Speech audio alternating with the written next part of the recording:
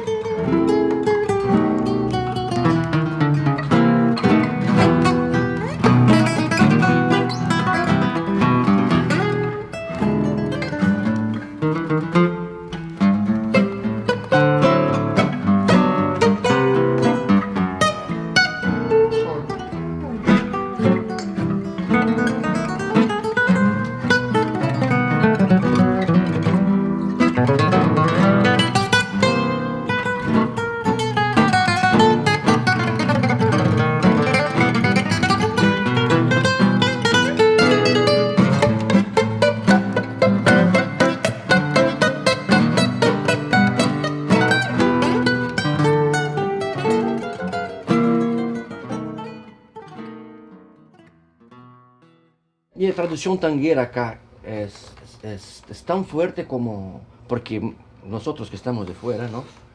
Para nosotros tango es Argentina. La gente no piensa mucho. Es Argentina y Uruguay. El tango más famoso es uruguayo. Es uruguayo. Entonces, pero lo que pasa es que seguro la Argentina... Es un temazo, ¿eh? La Argentina es mucho más grande, tiene mucho más artistas, ha proyectado más el tango al mundo, desde el baile, por ejemplo. Ajá. Ha proyectado mucho más. Tanto es así, yo he tenido oportunidades de viajar algunas veces, y el tango en el mundo es argentino. Sí, exactamente. Y no es argentino. Pero acá... Es argentino y uruguayo. Y uruguayo también. Es del Río de la Plata. Sí. Pero bueno, lo nuestro A ha música sido, es do Río, entonces. Sin duda. Pero yo creo que en estas épocas estamos mucho más unidos y mucho por esta suerte que tenemos de algunos como yo, que digo que tengo la suerte de poder ir a Argentina y tocar con Hugo Rivas, por ejemplo, sí, donde uno ya se comparte mucho más. Claro. Y ya esa charla de que el tango de acá, el tango de allá, ya no, es lo que tiene que ser claro, del Río de la Plata. Pero hay una diferencia, sí, del tango montevideano, hay características. Bueno, lo que pasa es que sí, hay, algunas diferencias hay. Pero, por ejemplo, nosotros los guitarristas, ya de una época, que aprendimos mucho acá de Mario Núñez, o de López Terra, que también tocó tango, sí, y del maestro Roberto Grela, que ha sido el guitarrista que ha puesto en el tango el jazz, el bossa nova, digo por los acordes, claro, por su forma que tú conoces, claro, que has escuchado. Fantástico. Y eso nos ha llevado a muchos guitarristas a tener también algo de eso. Pero después lo que cada uno tiene que tener es su sonido personal. O maestro Júlio Cobelli nos deu uma carona até um ensaio de candombe e nos contou um pouco mais sobre a sua história. Sí, sí. Sí, bueno, la vida, Dios, tiene esas cosas. Uno no se puede meter. Claro. A decirle, es una vieja loca. Claro, no pode. Y te cuentan vida y obra. Muy interesante. ¿Y por qué fuiste a trabajar ahí en el taxi? Bueno, fue una época que había fallecido Cita Rosa. Sí, tenía poco trabajo. Y tenía poco trabajo. Y mi señora, que estaba muy enferma en ese momento, ajá, bueno, precisaba, entonces tocaba la guitarra y tenía el trabajo del taxi. Ah, también tocaba la guitarra. También tocaba. Y estaba muy cansado también, pero bueno, lo hice un tiempo. Después de que, ¿cuánto tiempo? Esporádicamente 3-4 años. Ah, estaba un tiempo, dejaba. Después ya, hace ya más de 25 años. Sí. Bueno, acá estamos en General Flores y Garibaldi. Bueno, hay que... Ahora, ¿podemos entrar a la derecha? Sí, hay que escuchar a ver si se sienten los tambores.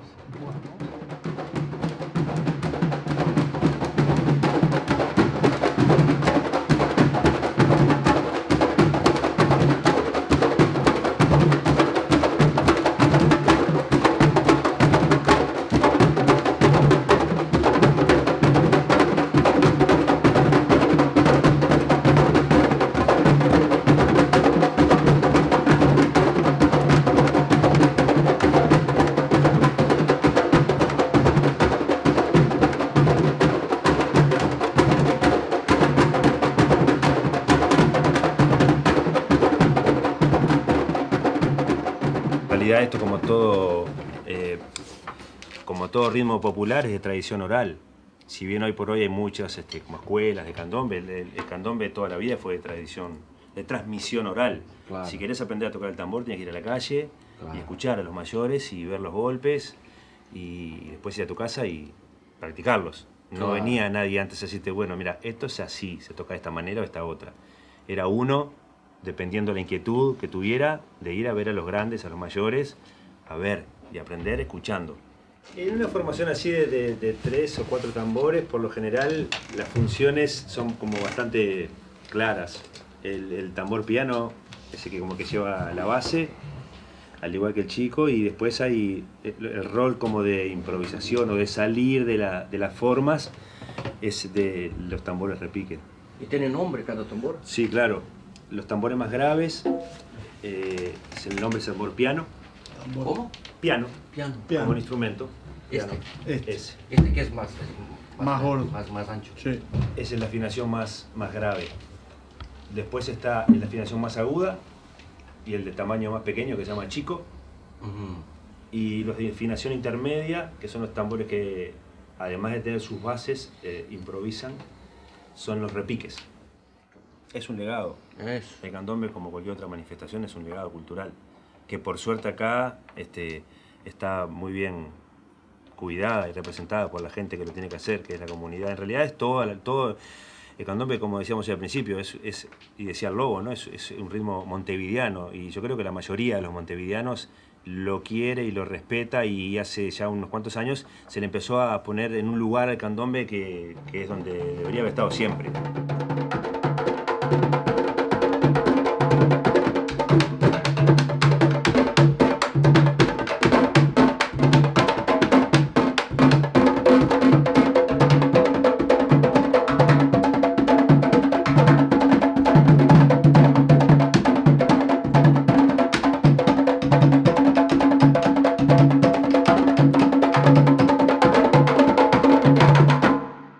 El candombe se hace solamente en el grupo de tambores, ¿no? Lo que se llama la cuerda de tambores. Pero hay toques que me parecen como que los más ricos y los más aprovechables. Por ejemplo,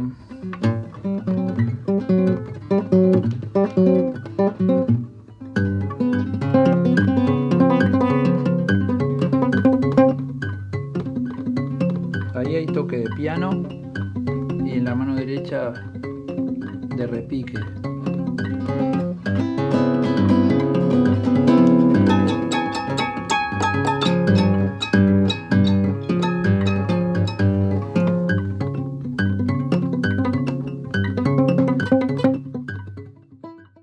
Sabemos nosotros que de la importancia que es la escuela uruguaya, ¿no?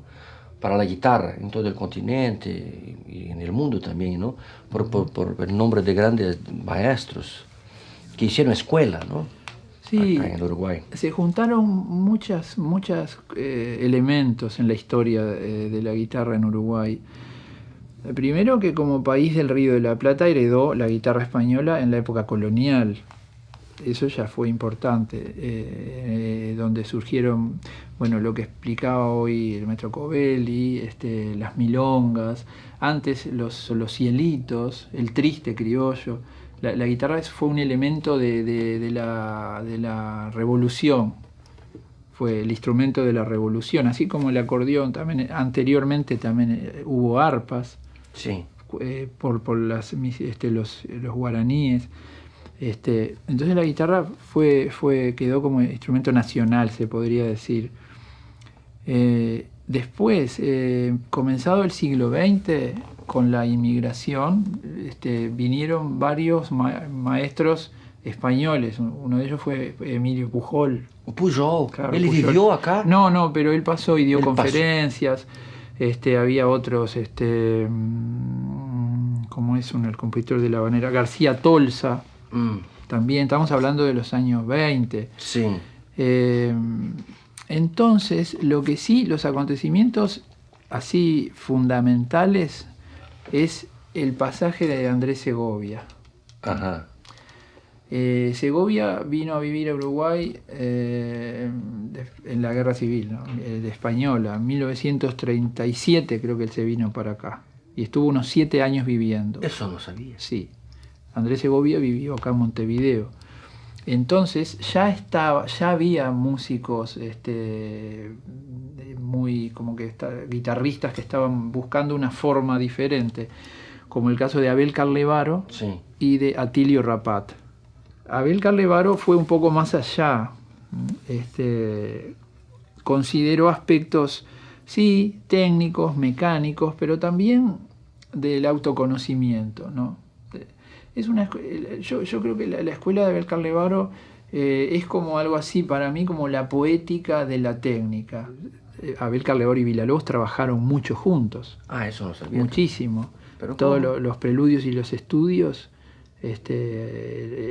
Carlevaro iba a Brasil y bueno, estaba ese intercambio.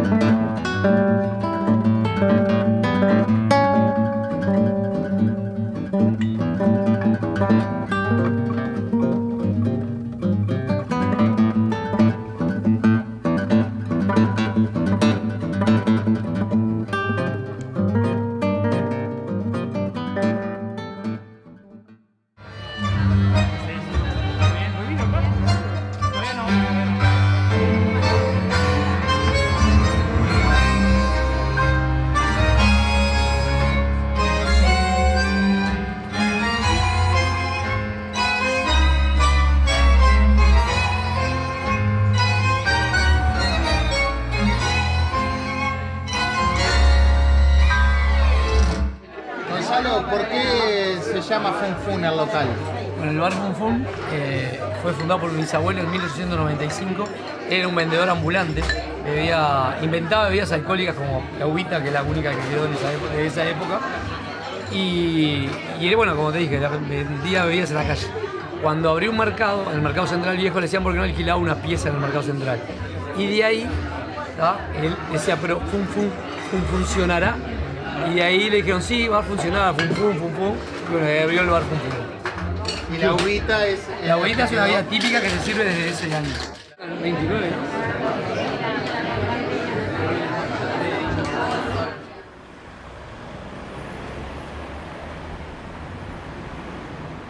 ¿Pero qué me querías preguntar de Alfredo Zitarrosa? No, para mí es un personaje emblemático. Sí. La fuerza que tiene su palabra, su manera de cantar. Un hombre con una gran cultura general, amplísima, rigurosísimo con su trabajo, Sí. a veces hasta lo despiadado. Una vez yo vivo muy cerca de su casa, Sí. donde él vivía en Malvin, Sí. en la costa. Yo tenía una niña, ahora es una mujer, la mayor de mis hijas, que la llevaba a un jardín y que quedaba a unas cuadras de la casa de Alfredo. Y pasaba invariablemente por la puerta, entonces me lo encontraba siempre. Y me decía, vení, te voy a hacer escuchar una cosa que grabé. Y me hizo escuchar unos tangos, Sí. Tinta Roja, Farolito. Yo quedé como si me hubieran dado un cross a la mandíbula. Y me dijo, olvídate de esto porque esto nunca lo vas a volver a oír. Porque nunca nadie va a saber de esto. Pues yo canto muy mal. Así de riguroso, ¿entiendes? Cuando Zitarrosa piensa en el cuarteto, Sí. de alguna manera, ¿tiene ligación con este grupo de guitarras que tenía Gardel? Puede tener alguna conexión lo de Zitarrosa, Sí. pero no elaborado de la misma forma. Claro. La elaboración de Zitarrosa era dar la idea, porque las canciones eran letras de él y música de él. Sí. Y él daba la idea de lo que quería escuchar. O la silbaba, o por la prima te marcaba lo que quería escuchar. Así nomás. Sí, o te lo silbaba. Y trabajaban... Y ahí trabajábamos. Bueno, yo estuve en dos épocas. Estuve en la época en el año 70, que estábamos con Hilario Pérez y Walter de los Santos. Y después la época del 84, que estábamos con Toto Méndez, Walter de los Santos y otro muchacho, Silvio Ortega. Ajá. Eso, año 84. ¿Cuándo- Y siempre se cuándo- trabajaba entre la primera guitarra y la segunda, se armaban los arreglos, se pasaba el acompañamiento y ahí se armaba el arreglo. con la idea de Citarrosa, aunque uno también tiraba ideas. Entonces puede decir que la sonoridad del cuarteto viene de Sí, su cabeza, sí, sin duda que sí. de su pensar. Sin duda que sí. Aparte, otro detalle, no todos los guitarristas que tocaron con Citarrosa tienen el sonido Citarrosa. Ah, mira. Y trabajaban mucho, muchas horas. ¿cómo Muchas, 3, 4 veces por semana, 6, 7 horas de ensayo. era? No. Sí, señor. Muchísimas horas. Ensayo, charla, discusiones, todo. sí. En los ensayos hay de todo. No, esta sí, ponía acá, saca acá. No, a ver cómo, no sé. Era un tipo entonces perfeccionista. Totalmente. Un gran profesional, sin duda. Sabía lo que quería. Por tal motivo, las cosas que uno escucha de las grabaciones es perfecto. Sí, hasta ahora. Está bien. Tiene todo lo que tiene que tener. Lindo. Sin duda es la gran figura de este país.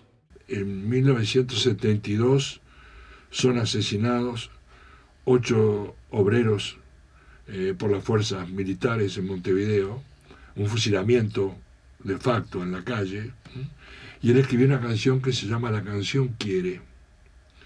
Él vivía en esa época, no estaba proscrito, pero vivía en condiciones un poco complejas desde el punto de vista económico, en un balneario hacia el este que se llama Parque del Plata. Ajá. Y las fuerzas militares hacían lo que se llamaba una operación rastrillo. Allanaban todas las casas en busca de guerrilleros. No encontraban nada, obvio.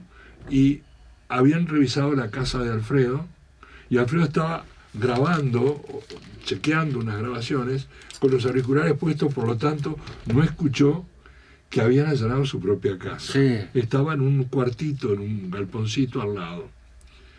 Y entonces, cuando entró a la casa, esto me lo cuenta Nancy, su mujer, ve a los militares y pregunta, ¿qué está pasando? Y la mujer de Alfredo dice, nada, Alfredo, ellos han cumplido con inspeccionar la casa, ya se van. ¿Cómo inspeccionar la casa? Sí, inspeccionar la casa porque están... Bueno, pero no la inspeccionaron completa. ¿Por qué? Porque yo estaba ahí al lado y no entraron. Vengan, por favor. Y mostró el estudio que tenía en su casa. Sí. Es aquí donde yo trabajo. Ustedes trabajan haciendo eso que hacen, yo trabajo haciendo canciones. Y esta es una canción que acabo de componer. Y tocó el rec y la canción dice, fruto maduro del pueblo, la canción mía canta pudiendo, no tiene miedo ni a la bomba, ni a la bala, ni al infierno. Y habla justamente de esos crímenes, ¿no? Era un hombre de un extraordinario coraje. Sí. Con un gran sentido del humor, porque en general te van a decir siempre de traje oscuro, Sí. siempre con su cabeza con peinada al agua, no a la gomina, al agua, ¿no? Mucha agua, Sí. el pelo bien para atrás, pero tenía un gran sentido del humor, un hombre que te hacía reír, ¿no? En general, muy agudo en sus comentarios, muy atento.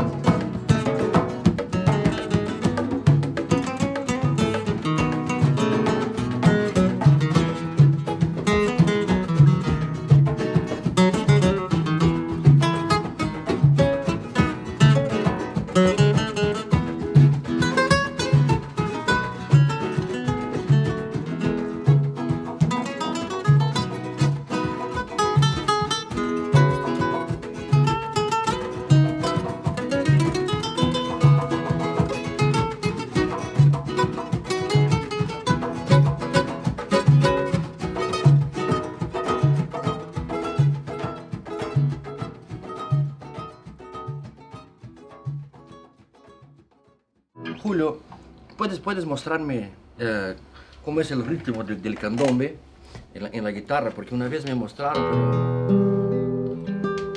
pero... Bueno, nosotros, vamos a decir, en la época que yo tocaba con Citarrosa, Sí. se trabajaba mucho con candombe, ¿no? Cantaba mucho candombe. Yo creo que nosotros tratamos de trasladar a la guitarra eso de los tambores, que no es fácil trasladarlo. Por ejemplo...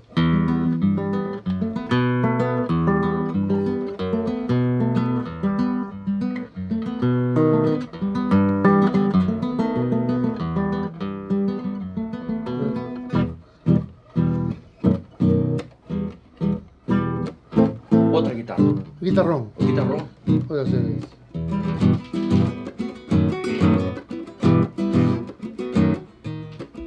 Guitarrón, ¿no?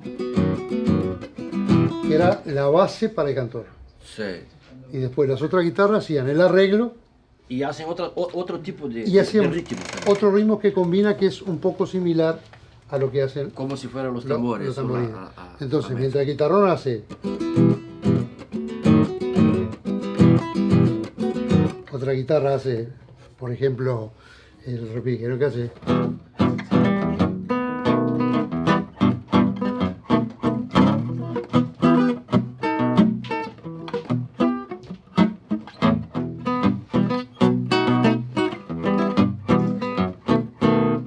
Y otra puede hacer el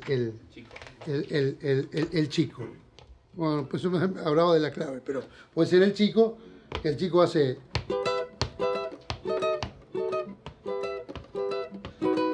Es un encaje Entonces todos juntos Suena grande.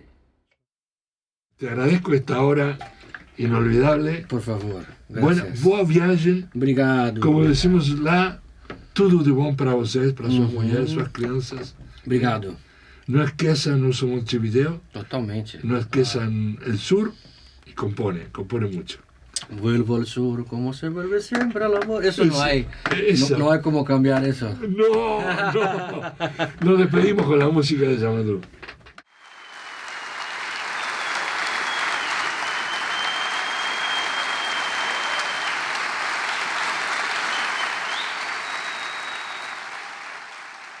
Agora quero ter momento muito especial. Que hoje conheci uma pessoa que tinha muitas ganas de conhecer, que faz parte da história, um grande músico, e además muito simpático. E estava cá na prova de sonido e eu, maestro, não queres fazer um temita, que seja, por lo menos para abraçar-nos acá, Brasil e Uruguai ao final? E ele, muito simpático, muito querido, aceitou a invitação e vamos tocar um tanguito assim, com coração na ponta dos dedos. Quero que recebam, por favor, Maestro Júlio Cobelli, por favor.